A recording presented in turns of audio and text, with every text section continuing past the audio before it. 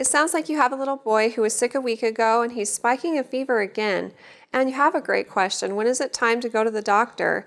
The bottom line is if you're ever in doubt, I think you should get him checked out. That's always my motto because it's a little suspicious that he had a fever, it went away, and now it's coming back.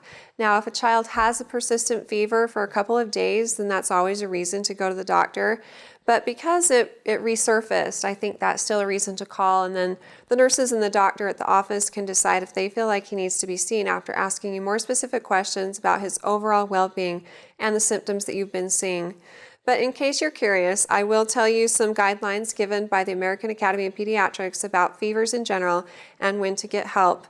They say that if a child looks very ill, is unusually drowsy or very fussy, they should be seen.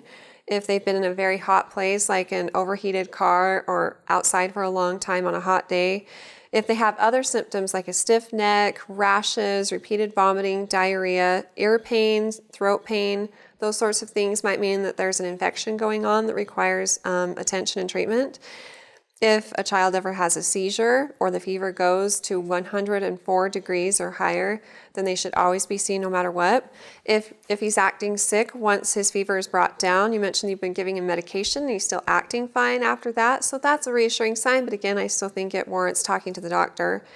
If he seems to be getting worse, or again, if it persists for more than 24 hours, then it would be best to talk to the doctor. So, just in summary, I think the doctor would be able to answer your question best because, again, they can ask you more specific questions and decide if they need to examine him and do anything further for him. I hope he's feeling better soon, and if you have any other questions for me, feel free to ask them on our Facebook page at facebook.com/Intermountain Moms and recommend us to your friends and family too.